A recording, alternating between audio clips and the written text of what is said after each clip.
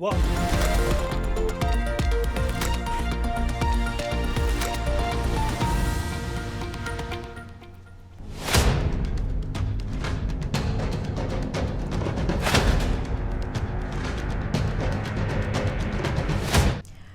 नादी टीवी में आपका बहुत स्वागत है और मैं हूं आपके साथ अनुपमा खोपरे। छत्तीसगढ़ की बात हमारे साथ में आज बात करेंगे बस्तर हॉट सीट की।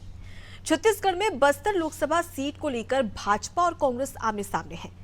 भाजपा के क्लीन स्वीप में बस्तर सबसे बड़ी बाधा है। इस बार कांग्रेस और भाजपा दोनों तरफ से बस्तर सीट पर नए चेहरे हैं और बस्तर जीतने के लिए दोनों पार्टियों के दिग्गज नेता एड़ी से लेकर चोटी तक का जोर भी लगा रहे हैं। प्रधानमंत्री नरेंद्र मोदी की चुनावी सभा के बाद अब राहुल गांधी बस्तर में चुनावी सभा के लिए आ रहे हैं। राहुल गांधी 13 अप्रैल को बस्तर में चुनावी सभा को संबोधित करेंगे। इसके 6 दिन बाद यानी 19 अप्रैल को बस्तर में मतदान होगा।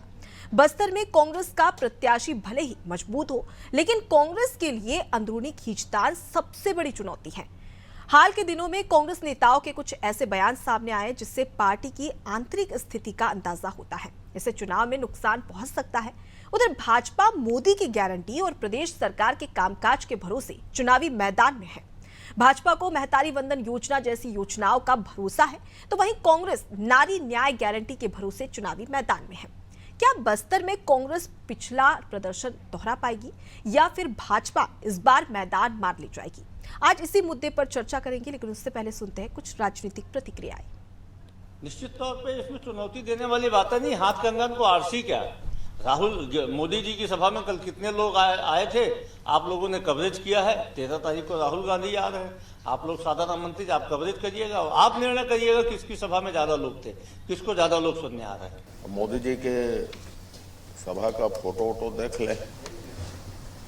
कांग्रेस के किसी भी आने और जाने से अब कोई फर्क नहीं पड़ने वाला है। कांग्रेस बाहर हो चुकी है मुकाबले से। आज कांग्रेस की कमेटी बनी है भगदड़ रोकने के लिए। कांग्रेस में ही कांग्रेसी नहीं रहना चाहते। चुनाव किसकी ताकत पर लड़ेंगे वो। तो देखिए, छत्तीसगढ़ की सबसे ज्यादा हॉट सीट मानी जाती है बस्तर, और बस्तर इसलिए भी जरूरी है क्योंकि 2019 के लोकसभा चुनाव में भाजपा को यहां से हार का सामना करना पड़ा था। इसलिए भाजपा की पूरी नजर बस्तर पर है ताकि किस प्रकार से बस्तर लोकसभा सीट को हासिल किया जा सके। लेकिन एक के बाद एक जो चुनावी दौरे हो रहे हैं, क्या इसका असर चुनाव पर पड़ेगा, इसके रिजल्ट पर पड़ेगा? आज इसी मुद्दे पर चर्चा करेंगे और इस मुद्दे पर चर्चा करने के लिए हमारे साथ में एक खास पैनल भी जुड़ा है। मैं आपका तारुफ करवा देती हूं। आपको बता दें कि भाजपा की ओर से एतराम साहू हमारे साथ में जुड़े हैं, कांग्रेस प्रवक्ता जावेद खान हमारे साथ में जुड़े, साथ ही वरिष्ठ पत्रकार गंगेश द्विवेदी जी हमारे साथ में जुड़े। आप सभी मेहमानों का बहुत स्वागत है नादी टीवी में। चर्चा की शुरुआत गंगेश जी मैं आपसे ही करना चाहूंगी और समझना चाहूंगी बस्तर के सियासी समीकरण को, क्योंकि लगातार यहाँ पर हमेशा बाजी अलग अलग पार्टियों ने मारी, चाहे कांग्रेस की बात करें या भाजपा की बात करें। 2019 में भाजपा को यहां पर हार का सामना करना पड़ा था, और अब जिस प्रकार से प्रधानमंत्री नरेंद्र मोदी से लेकर राहुल गांधी का दौरा भी बस्तर में होने वाला है, इसे किस प्रकार से आप देख रहे हैं और क्या असर पड़ेगा दिग्गजों के दौरे से? देखिए, निश्चित तौर पर बस्तर को लेकर कांग्रेस इसलिए ज्यादा आसानित है क्योंकि पिछली बार 11 में से 2 सीटें आई थी कांग्रेस, उसमें एक बस्तर थी और दूसरा कोरबा। वो बस्तर में इसीलिए उन्होंने वहां के अब तक के सबसे ताकतवर नेता होगा, उनके यहाँ का सबसे ताकतवर नेता है उनके यहाँ के कवासी लखमा, जो लगातार 6-7 बार से विधायक रह चुके हैं। पिछली बार मंत्री भी थे, आबकारी मंत्री, उनको उतारा है। और इससे पहले लगातार भाजपा के पास ही रहा बस्तर, केवल 2019 में हाथ से फिसला इनके। तो भाजपा कोशिश कर रही है कि वो उनकी वापस आए, और इस बार भाजपा क्लीन स्वीप की तैयारी में है और लगातार भाजपा में प्रवेश भी हो रहा है, लगातार कांग्रेसियों का लगातार प्रवेश भी हो रहा है। इसको लेकर भाजपाइयों का मनोबल ऊंचा है। तो यही वजह है कि वहां पर कोई कोर कसर न रह जाए, इसलिए भाजपा ने अपने अंतिम प्रयास के रूप में भी नरेंद्र मोदी जी को, जो कि पूरे देश के कैंपेन के हीरो हैं, और केवल मोदी के नाम से लगातार भाजपा वोट मांग रही है। उनको तीसरी बार प्रधानमंत्री बनाने के नाम से वोट मांग रही है भाजपा। इसलिए नरेंद्र मोदी की सभा कल वहां कराई गई और काफी अच्छी खासी भीड़ रही। अब इनका जो अब इसके मुकाबले 13 अप्रैल को राहुल गांधी की सभा है। राहुल गांधी कांग्रेस के बड़े नेता है, सबसे बड़े नेता है एक तरह से आज के डेट में, तो उनकी सभा बुलाई जा रही है। तो निश्चित तौर पर वहां पर कांग्रेस जो अपने शक्ति प्रदर्शन करके दिखाना चाहती है कि हम आज भी बस्तर में मजबूत है। और सामान्य तौर पर यही माना जाता है कि छत्तीसगढ़ में जो जीत का रास्ता रहता है बस्तर से जाता है। तो ये हालांकि विधानसभा के हिसाब से सही है, लेकिन लोकसभा में तो केवल 11 सीटें हैं। फिर भी अगर 11 सीट में अगर 2 से 3 भी कर लिए कांग्रेस तो उनके लिए एक बड़ी सफलता होगी, क्योंकि अभी तक का जो ट्रेंड रहा है प्रदेश में उसमें हमेशा 9 या 10 सीटें भाजपा के पास ही रहती हैं। और ये इसकी वजह है कि यहाँ की जनता जो है भाजपा लोकसभा चुनाव में अलग तरीके से मतदान करती है और विधानसभा चुनाव में अलग तरीके से मतदान करती है। बिल्कुल माइंडसेट है जनता का, तो जनता के माइंडसेट को चेंज करना भी बहुत कठिन काम है दोनों ही पार्टियों के लिए। इसलिए दोनों ही पार्टियों में बहुत पूरी ताकत झोंक रही है। अभी नरेंद्र मोदी जी के दौरा हुआ, अब राहुल गांधी का दौरा होगा, और निश्चित तौर पर देखिए चुनौती भी दिया है उनके प्रदेश प्रवक्ता। बिल्कुल गंगेश जी, यहाँ पर कहीं ना कहीं एक दूसरे को प्रत्याशी चुनौती देते तो नजर आएंगे, लेकिन क्या लगता है, क्योंकि अब तक की अगर बस्तर की राजनीति को समझा जाए तो यहाँ से बीजेपी और कांग्रेस इन दोनों के बीच में ही टक्कर देखने को मिलती है, लेकिन इस बार बसपा और सीपीआई ने भी अपने प्रत्याशी उतारे हैं। और सीपीआई की बात कर ली जाए तो पिछली बार 2019 के लोकसभा चुनाव में 38,000 से ज्यादा वोट भी मिले थे। तो क्या लगता है कि इस बार त्रिकोणीय मुकाबला देखने को मिलेगा या फिर से भाजपा कांग्रेस एक दूसरे को टक्कर देते हुए नजर आएंगे?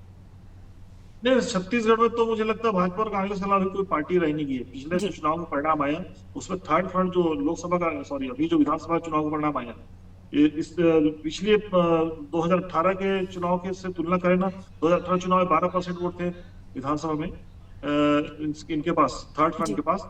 इस बार वो सारे वोट शिफ्ट हो गए भाजपा में। कांग्रेस के ज्यादा सीट कम के वोटर कम नहीं हुए, लेकिन भाजपा के जो वोट शिफ्टिंग हुई है थर्ड फ्रंट से भाजपा की ओर, उसने इस बार बम्पर जीत भाजपा की मुकम्मल की है। और मुझे लगता है वही परिणाम, उसी तरह का परिणाम इसमें रहेगा। भाजपा और कांग्रेस के बीच ही टक्कर रहेगी। थर्ड फ्रंट का बहुत कुछ उसमें रोल मुझे दिखाई नहीं देता है। ठीक है, मैं जावेद जी का रुख कर लेती हूँ, एक प्रतिक्रिया उनसे भी ले लेती हूँ। जावेद जी, 2019 में तो भले ही कांग्रेस यहाँ पर जीत हासिल कर चुकी है, लेकिन 2024 में एक बड़ा कंपटीशन यहाँ पर नजर आ रहा है, क्योंकि इस बार प्रधानमंत्री नरेंद्र मोदी भी बस्तर में दौरा करके गए हैं। इससे क्या लगता है कि कांग्रेस के लिए एक बड़ी चुनौती होगी, क्योंकि भाजपा तो सीधे कह रही कि कांग्रेस हमारी टक्कर की ही नहीं है।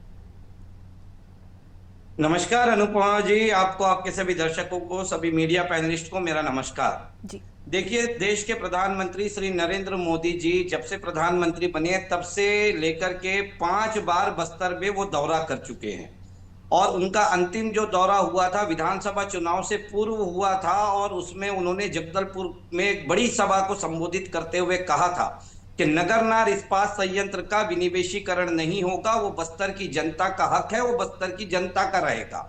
कहीं ना कहीं उनके इस संबोधन से, और जो वो कहते हैं कि मोदी की गारंटी, उस गारंटी पर बस्तर की जनता ने उन पर भरोसा दिखाया और उनको वोट दिया। और कहीं ना कहीं जो 12 में से 8 सीट जीतने में भारतीय जनता पार्टी का कामयाब हुई, उनके इस भाषण और इस जुमले की वजह से हुई। अभी जब प्रधानमंत्री मोदी जी फिर से बस्तर आए तो बस्तर की जनता उन्हें सुनने के लिए इसलिए गई थी कि वो सुनना चाहती थी कि प्रधानमंत्री मोदी जी अपनी सभा से कहेंगे, सीना ठोक करके और गर्व से कहेंगे कि नगरनार इस्पात संयंत्र का विनिवेशीकरण अब नहीं होगा। जो उसकी सूची है, उस सूची में से वह नाम हटा दिया गया है। लेकिन प्रधानमंत्री मोदी जी बस्तर आए तो बस्तर में ना तो नगरनार पर उन्होंने बात की, ना तो दल्ली राजहरा बस्तर रेल मार्ग पर उन्होंने बात करी, ना तो आदिवासियों के 32% आरक्षण पर उन्होंने बात करी। हाँ, उन्होंने बात करी तो यह बात करी कि जो विक्टिम कार्ड खेलने की कोशिश करी कि मैं गरीब का बच्चा हूं, मुझे मारने की साजिशें रची जाती है, मेरा सर फोड़ने की बात की जाती है, लेकिन 10 साल की अपनी उपलब्धियों पर उन्होंने कुछ नहीं कहा। तो कहीं ना कहीं बस्तर की जनता आज निराश भी है, हताश भी है और अपने आप को छला हुआ महसूस कर रही है। मैं तो यही कहूंगा कि प्रधानमंत्री मोदी जी भले ही पूरे देश के लिए स्टार प्रचारक हो सकते हैं, लेकिन बस्तर के लिए अब केवल प्रचारक मात्र रह गए हैं। उनके आने से कांग्रेस पार्टी को कहीं कोई भी। अच्छा, राहुल गांधी भी बस्तर का दौरा करने वाले हैं, तो जिस प्रकार से आपने सवाल उठाया प्रधानमंत्री पर, क्या राहुल गांधी इस बात की गारंटी देंगे, आश्वासन देंगे? देखिए, 2018 के चुनाव से पहले राहुल गांधी जी ने बस्तर से ही कहा था कि टाटा के अधिकृत जो जमीन है उसका अधिग्रहण का जो पट्टा है उसे ग्रामीणों को वापस किया जाएगा, और नगरनार लौंजपुरा क्षेत्र के 1700 से ज्यादा किसानों को उनका पट्टा सरकार बनने के बाद में राहुल गांधी के हाथ से वापस हुआ। तो बस्तर की जनता कम से कम राहुल गांधी की बात पर, जुबान पर विश्वास करती है। उन्होंने बस्तर से ही कहा था कि किसानों का कर्ज माफ होगा, और 2 घंटे के बाद कर्ज माफ हुआ। उन्होंने बस्तर से ही कहा था कि 2500 रुपया में समर्थन मूल्य में धान खरीदा जाएगा और 2640 रुपए में धान खरीदा गया था। तो गांधी परिवार पर बस्तर की बिल्कुल, तो जनता आप शुरू जिस से प्रकार विश्वास से करते आई है बातें कर और रहे हैं, अब विश्वास देखने वाली उनका बात बना होगी हुआ है। कि क्या इसका असर 2024 पे भी पड़ता है या नहीं, बस्तर की जनता किस प्रकार का फैसला लेती है। लौटूंगी आपके पास में, हमारे साथ में एहतराम जी भी मौजूद है, उनसे एक प्रतिक्रिया ले लेती हूँ उस पूरे मुद्दे को लेकर। एहतराम जी, सबसे पहले अगर बात कर ली जाए, कवासी लखमा को इस बार कांग्रेस ने चुनावी मैदान में उतारा है, जो कि 6 बार विधायक रह चुके हैं, और दूसरी ओर देख लिया जाए तो इस बार अपने नए प्रत्याशी महेश कश्यप को चुनावी मैदान में उतारा है। क्या लगता है कि नया प्रत्याशी पुराने प्रत्याशी को कहीं ना कहीं यहाँ पर एक कड़ी टक्कर दे पाएगी, क्योंकि कवासी लखमा की छवि काफी अच्छी मानी जाती है, आदिवासियों के बीच में उनका वर्चस्व माना जाता है। ऐसे में कितना बड़ा कंपटीशन यहाँ पर नजर आ रहा है आपको? अनुपमा जी नमस्कार जी, और उपस्थित पैनलिस्ट, वरिष्ठ पत्रकार और दर्शकों को मेरा नमस्कार। अनुपमा जी, आजादी के 77 साल हो गए और अधिकांश समय लगभग 55 सालों तक कांग्रेस सत्ता में रही, चाहे केंद्र की बात करें चाहे राज्यों की बात करें। इतने सालों तक रहने के बाद इस देश को कांग्रेस ने क्या दिया, ये पूरे देश की जनता जानती है। अब अनुपमा जी, अब वो जनता भोली भाली जनता नहीं है, अब वो जनता सब जानती है। गांव में अखबार जाता है, गांव में टीवी चैनल के माध्यम से देखते हैं, गांव में अब सोशल मीडिया चलता है। अब वो भारत का वो गांव नहीं रहा, अब गांव में बहुत सारी क्रांतिकारी बदलाव आए हैं। यह बदलाव आया है विगत 10 सालों में मोदी जी के कार्यकाल में। अभी हमारे जावेद जी बोल रहे थे, मोदी जी का 5 बार का दौरा है। मोदी जी इस देश के प्रधानमंत्री हैं, 5 बार नहीं 25 बार दौरा करेंगे, और जब भी आए हैं सौगात दिए हैं। और आज बस्तर की जनता जानती है, इसीलिए तो उनके जो प्रदेश के अध्यक्ष हैं और उनके जो सांसद थे, उनको भी विधानसभा चुनाव में परास्त होना पड़ा। महेश कश्यप जी भी चुनाव लड़ रहे हैं, उसमें मोदी जी की गारंटी है। मोदी जी ने इन 10 सालों में देश को जो दिया, उन 10 सालों में 55 सालों तक कांग्रेस सोच भी नहीं सकती, वो मोदी जी ने दिया है। इसलिए हमें किसी भी किंतु परंतु सोचने की जरूरत नहीं है। भारतीय जनता पार्टी एक रीति नीति उद्देश्य को लेकर काम करती है, और जो उद्देश्य को लेकर काम करती है, इसीलिए तो इस देश में 5वें नंबर की अर्थव्यवस्था बनी है हिंदुस्तान। सिर्फ बोलने से नहीं हो जाता, कांग्रेस हर बार झूठ का रायता फैलाने लगती है और वो कामयाब नहीं होती। झूठ का रायता तो आपने भी फैलाया है। अगर हम बात करें 15 साल की बीजेपी सरकार की, तो वादा किया गया था कि छत्तीसगढ़ को नक्सल मुक्त राज्य बनाएंगे, लेकिन वहीं दूसरी ओर देखा जाए तो बस्तर, जो कि काफी ज्यादा नक्सलवादी क्षेत्र माना जाता है, वहां पर लगातार घटनाएं बढ़ती जा रही है। अनुपमा जी, 2003 के पहले उस बस्तर की क्या स्थिति थी, जो 15 सालों में भारतीय जनता पार्टी के शासनकाल में काफी सुधार आया। अभी तो लगातार नक्सलवादी मारे जा रहे हैं। इन 5 सालों में जब कांग्रेस की सरकार थी, फिर से छत्तीसगढ़ का बेहाल स्थिति हो गया था। फिर से अभी 3 महीने में हर वर्ग को खुश करने का काम भारतीय जनता पार्टी ने जो वादा किया है, वो वादा लगातार पूरा करने लगी है। पिछले 5 सालों में छत्तीसगढ़ की सरकार ने 36 वादे में कितने वादे पूरा किए? हमको वादे की बात फिलहाल हम बस्तर पर रहे तो ज्यादा सही होगा, बस्तर के विकास की बात करें तो ज्यादा सही होगा। ठीक है, मैं जावेद जी का रुख कर लेती हूँ। जावेद जी, लगातार कहा जा रहा है, लेकिन नक्सलवाद तो आपके सरकार में भी खत्म नहीं हुआ था, तो उसके लिए आप क्या कहेंगे? अनुपमा जी, भारतीय जनता पार्टी के हमारे होनहार और वरिष्ठ प्रवक्ता अपनी एक उपलब्धि नहीं बता पाए। 2 मिनट उन्होंने बात की और 2 मिनट में खाली कांग्रेस ही करते रह गए। जो कार्य करता है, जिनके हाथ में कुछ उपलब्धियां होती है, वो उपलब्धियों के पे बात करता है। वो इनका पैटर्न वही प्रधानमंत्री मोदी जी वाला पैटर्न है। जब भी वो मंच पर आते हैं तो केवल कांग्रेस को कोसते हैं, अपनी उपलब्धियां नहीं बताते कि वो 10 साल में किए क्या है। आज आपने मुझसे सवाल पूछा नक्सलवाद को लेकर के, तो मैं आपको बताता हूं 2003 के पहले जब राज्य का गठन हुआ, 2003 तक नक्सलवाद केवल 2 जिलों तक सीमित था। इनके 15 साल के कार्यकाल में वो बढ़ते हुए 18 जिलों तक पहुंच गया। ये मैं नहीं कह रहा हूं, पूर्व मुख्यमंत्री रमन सिंह जी जो केंद्र सरकार को चिट्ठी लिखे थे, उनकी बात कह रहा हूं। उन्होंने खुद स्वीकारा था कि नक्सलवाद 18 जिलों तक पहुंच गया है। रही हमारे 5 साल के कार्यकाल की बात, तो तो केंद्र सरकार में ने स्वयं गृह मंत्री जी ने संसद में यह स्वीकार किया कि 5 साल में, भूपेश सरकार के 5 साल में नक्सलवाद की गतिविधियां, घटनाएं 65% कम हुई है, बढ़ी नहीं है, कम हुई है। लेकिन आज जब इनकी सरकार आती है तो फिर से नक्सलवाद बढ़ता है। कारण क्या है? क्योंकि इनके पास में विजन नहीं है, इनके पास, इनके ऊपर में ग्रामीण भरोसा नहीं करते, विश्वास नहीं करते।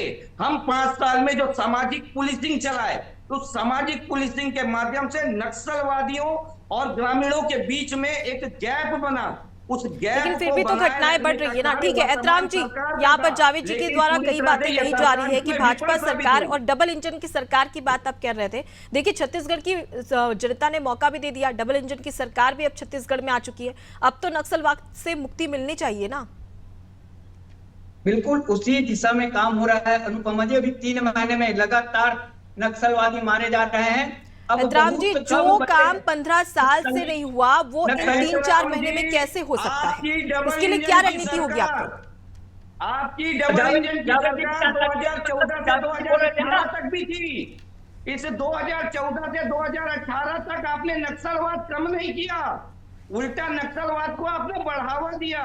तो आज जब डबल इंजन की सरकार बनी है ना, तो आप कोई तीर नहीं मारने वाले, क्योंकि 3 महीने में नक्सलवाद को लेकर के आपके, हमारे प्रदेश के मुख्यमंत्री एक क्लियर स्टैंड नहीं रख पाए हैं। कभी बोलते हैं नक्सलवादियों को मुंह तोड़ जवाब दिया जाएगा, कभी बोलते हैं नक्सलवादियों से चर्चा की जाएगी, कभी बोलते हैं नक्सलवादी हथियार डाले। अरे एक विजन तो सेट करिए कि आप नक्सलवादियों के खिलाफ कैसे कार्य करेंगे। और दूसरी चीज, पूर्व की सरकार, भले वो कांग्रेस की सरकार हो, अगर उसने नक्सलवाद से निपटने के लिए जो अच्छे कार्य किए हैं, तो सामाजिक पुलिसिंग का एक उदाहरण पेश किया है, उसे तो साथ लेकर के चलिए। आप तो उसे भी छोड़ के चल रहे हैं। देखिए नक्सलवाद से जाने जाती है, घर बर्बाद होते हैं, पूरा परिवार तबाह होता है। कम से कम देखिए जावेद जी, चाहे भाजपा की बात करें, कांग्रेस की बात करें, छत्तीसगढ़ की जनता ने दोनों ही पार्टियों से ये उम्मीद जताई थी कि कहीं ना कहीं जो नक्सलवाद हावी होता जा रहा है छत्तीसगढ़ पे, उस पे कहीं ना कहीं अब कम देखने को मिलेगा। लेकिन दोनों की सरकार में लगातार घटनाएं बढ़ी है, ये साफ तौर पर, स्पष्ट तौर पर नजर भी आता है। फिलहाल मेरा आपसे 3 महीनों में नक्सलवाद को सफाया करने के लिए लगातार, चाहे हमारे गृह मंत्री हो, हमारे मुख्यमंत्री हो, पूरा लगातार रणनीति बना रहे हैं। कोई भी चीज करने के लिए थोड़ा सा समय चाहिए। विगत 5 सालों में जो बदतर स्थिति थी, उस स्थिति को सुधारते समय लगेगा। अभी जावेद जी बोल रहे थे ना कि मोदी जी ने 10 सालों में क्या किया। मोदी जी की, उनके कामों की लंबी फेहरिस्त है, तभी तो ऑस्ट्रेलिया के प्रधानमंत्री उसको बात बोलते हैं। प्रधानमंत्री को छोड़िए,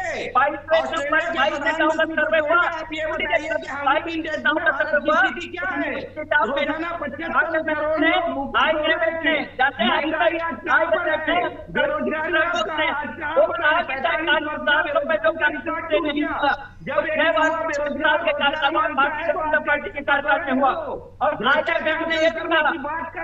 एक एक करके अगर आप दोनों बोलेंगे तो जनता आपकी आवाज नहीं सुन पाएगी, उन तक आपकी बात नहीं पहुंच पाएगी। आप दोनों को मौका दिया जाएगा। ठीक है, ठीक है जावेद जी ठीक है। स्पष्ट हो गया कि भारतीय जनता पार्टी से बड़ी भ्रष्ट पार्टी कोई नहीं है। सुप्रीम कोर्ट ने आपके भ्रष्टाचार को उजागर किया है और छत्तीसगढ़ की सरकार के ऊपर आप आज सुप्रीम कोर्ट ने कह दिया शराब घोटाले में कोई मामला ही नहीं बनता है, मनी लॉन्ड्रिंग का कोई मामला नहीं है, केवल झूठ, केवल फरे। ठीक है, आप दोनों ही ऐसे लड़ेंगे तो जनता आपकी बात नहीं सुन पाएगी और मेरे कुछ जरूरी प्रश्न है वो भी मैं नहीं पूछ पाऊंगी। जावेद जी चलिए ठीक है, नक्सलवाद पर किस प्रकार की रणनीति होगी? 5 साल आपको जनता ने मौका दिया है, किस प्रकार से भाजपा काम करती है वो स्पष्ट तौर पर नजर आ जाएगा। लेकिन एक और मेरा प्रश्न है, विगत मोदी जी के विगत 10 साल के कार्यकालों में हमारे मोदी जी के ऊपर या हमारे किसी मंत्री के ऊपर एक भी भ्रष्टाचार के आरोप नहीं लगे। इनके कितने मंत्री नेता उत्तर देते हैं? क्या हो सकता है? इलेक्टोरल बॉन्ड से बड़ा भ्रष्टाचार क्या हो सकता है?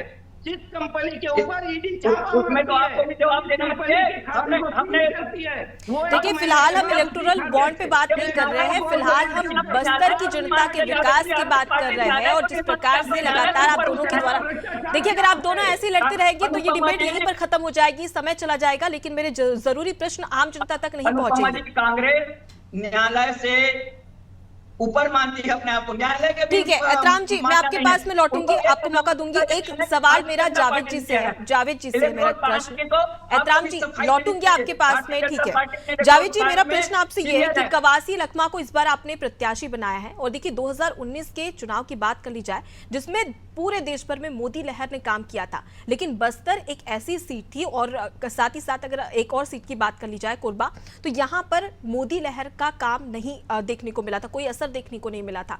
लेकिन बस्तर में कहीं ना कहीं दीपक बैच का कमाल देखने को मिला था और उन्हें जीत भी हासिल हुई थी, लेकिन इस बार दीपक बैच का टिकट काट दिया, ऐसा क्यों और क्या कारण है इसकी वजह? देखिए अनुपमा जी, इसके पीछे दो वजह है। पीसीसी अध्यक्ष दीपक बैच जी ने स्वयं ही शीर्ष नेतृत्व के सामने यह बात रखी कि मैं पूरे प्रदेश में चुनाव लड़वाना चाहता हूं, ना कि चुनाव लड़ना चाहता हूं। एक वजह यह है, और दूसरी वजह यह भी है कि भारतीय जनता पार्टी ने अपने जितने भी आदिवासी नेता हैं बस्तर के, उनको किनारे करके ध्रुवीकरण की राजनीति को लाने के लिए उस व्यक्ति को टिकट दिया जो सरपंच चुनाव हार चुका था, लेकिन बस्तर को अशांत करने का कार्य किया, जो धर्मांतरण के नाम पर जो संवैधानिक अधिकार है लोगों का उसको छीनने का कार्य किया। लेकिन जावेद जी, कहा तो ये जा रहा है कि चित्रकूट विधानसभा सीट से दीपक बैच चुनाव हार गए, और यही वजह है कि इस बार उन्हें प्रत्याशी नहीं बनाया गया। के अंदर मुस्लिम और क्रिश्चियन समाज के खिलाफ आर्थिक बहिष्कार की शपथ लेवाया, तो कहीं ना कहीं भारतीय जनता पार्टी धर्म की राजनीति करने के लिए बस्तर में उन्हें टिकट दी। लेकिन कांग्रेस ने भी इस चीज को भांपते हुए बस्तर के सबसे वरिष्ठ नेता अजय योद्धा, जो कोंटा विधानसभा से 6 बार लगातार जीतते आए हैं, उन्हें सामने रखा। तो सबको लेकर के चलते हैं, तो सबको समानता के रूप में देखते हैं। कवासी लखमा कभी किसी के साथ पक्षपात नहीं किए, कभी धर्म की राजनीति नहीं किए। आज कांग्रेस ने धर्म की ठीक है, कवासी लखमा एक अच्छे लीडर है, वर्चस्व है उनका बस्तर क्षेत्र में, ये समझ में आता है, लेकिन कहा तो ये भी जा रहा है कि विधानसभा सीट से चुनाव लड़ा था दीपक बैच ने चित्रकूट से, वहां पर चुनाव हार गए थे, और यही वजह है कि अब कहीं ना कहीं उन्हें प्रत्याशी नहीं बनाया गया, उनका टिकट काट दिया गया है। देखिए अनुपमा जी, अब आप बातें 50 होती हैं, लेकिन असल बात यही है कि भारतीय जनता पार्टी ने विधानसभा चुनाव के समय में, खास करके बस्तर में चित्रकूट विधानसभा और नारायणपुर विधानसभा में इसी ध्रुवीकरण की राजनीति को उन्होंने बढ़ावा दिया था। बार बार लगातार नारायणपुर विधानसभा और चित्रकूट विधानसभा को शांत करने का कार्य किया था, और कहीं ना कहीं ध्रुवीकरण की राजनीति में सफल हुए थे। बस्तर लोकसभा में चलिए ठीक है, समय काफी कम है, हमारे साथ में वरिष्ठ पत्रकार भी जुड़े हैं, उनका रुख कर लेती हूँ। गंगेश जी, ठीक है गंगेश जी, जिस प्रकार से अगर हम बस्तर लोकसभा सीट को समझे तो यहाँ पर भाजपा और कांग्रेस दोनों का वर्चस्व देखने को मिलता है। फिलहाल की स्थिति में नजर आ रहा है कि तमाम जो दिग्गज नेता है वो यहाँ पर चुनावी दौरे कर रहे हैं और करने भी वाले हैं। ऐसे में क्या लगता है कि इस बार बस्तर के जो मूलभूत मुद्दे हैं, क्या उस पर चर्चा की जाएगी? क्या बस्तर की जनता का विकास हो पाएगा? और ऐसे में तमाम जो दिग्गज नेता है जो अपने अपने दावे और 10-15 साल की सरकार के जो दावे किए गए थे उसे पूरा करने की बातें भी कह रहे हैं, लेकिन बस्तर की स्थिति देखी जाए तो जस की तस है। चाहे पलायन की बात करें, रोजगार की बात करें, या जल जंगल जमीन की बात करें, या नक्सलवाद की बात करें, ये मुद्दे अब भी कहीं ना कहीं बस्तर की राजनीति में गरमाते हैं, लेकिन इस पर कोई भी दिग्गज नेता बात करता हुआ नजर नहीं आता है। निश्चित तौर पर देखिए 10 साल मोदी सरकार को भी हो गया, एनडीए सरकार को हो गया, लेकिन कुल 11 राज्य है पूरे देश में जो लेफ्ट विंग LWA स्टेट बोला जाता है, उनको लेफ्ट विंग अफेक्टेड एरिया, यानी वामपंथी या उग्रवाद से प्रभावित क्षेत्र, उनमें से भी किसी राज्य में ऐसी स्थिति नहीं बन पाई है कि पूरी तरह से मुक्त हुआ हो। तो मुझे लगता है खाली बस्तर में नक्सलवाद की समस्या नहीं, पूरे देश के 11 राज्यों में है, और सबको इंटीग्रेट करके अगर 10 साल में अपन ने हल नहीं निकाला, कोई बड़ा प्रयास उसमें नहीं कर पाए हैं, तो कहीं ना कहीं सवाल खड़ा होता है। जो आपका सवाल है वो बिल्कुल सही सवाल है। इसको लेकर पिछले 5 साल कांग्रेस सरकार आई, हालांकि 2 साल में कोरोना का ग्रेस मिला, लेकिन उस दौरान जरूर नक्सली घटनाओं में कमी आई थी, लेकिन जैसे ही चुनाव का वक्त आया, विधानसभा चुनाव के समय से वापस घटनाएं शुरू हुई, और आज भी घटनाएं घट रही। तो नक्सलवादियों को या माओवादियों से निपटने के लिए बड़े प्लान की जरूरत है, देश के स्तर के प्लान की जरूरत है, जो एक सरकार जो अभी चुनने वाली सरकार है उसके वो ही सक्षम है इसके लिए, खाली स्टेट गवर्नमेंट के लेवल की बात नहीं है ये। तो इसके लिए जो प्रयास करना चाहिए था, मुझे लगता नहीं कि 10 साल में प्रयास हो पाया है। इसीलिए सवाल खड़ा हो रहा है। बिल्कुल, तो कहीं ना इसकी कहीं वजह से कोई महंगाई- कमी रह गई है दोनों ही पार्टियों की ओर से और इसी वजह से इसका खामियाजा बस्तर की जनता को भुगतना पड़ रहा है। लेकिन अब देखने वाली बात होगी कि 2024 के चुनाव के बाद में यहाँ पर विकास हो पाता है, जो दावे दोनों ही पार्टियों की ओर से की जाती है, उसके बाद में जनता किसे मौका देती है बस्तर में, और उसके बाद क्या आगे चल के बस्तर की जनता का विकास हो पाता है या नहीं। फिलहाल के लिए आप सभी मेहमानों का बहुत शुक्रिया हमसे बातचीत करने के लिए, उस डिबेट में हमारे साथ में शामिल होने के लिए।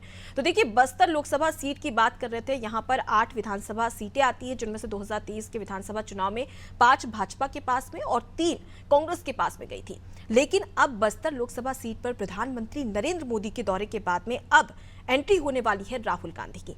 अब ऐसे में एक और देखा जाए तो प्रधानमंत्री के द्वारा लगातार कांग्रेस पर निशाना साधा गया था, लेकिन राहुल गांधी अपनी जनसभा में किस प्रकार के दावे करते हैं, वादे करते हैं और भाजपा पर किस प्रकार से प्रहार करते हैं, ये देखना दिलचस्प होगा। और सबसे बड़ी बात कि आखिर इन चुनावी सभाओं में सबसे ज्यादा भीड़ कौन से दिग्गज जुटा पाते हैं। फिलहाल के लिए मुझे दीजिए इजाजत। देखते रहिए नादी टीवी। नमस्कार।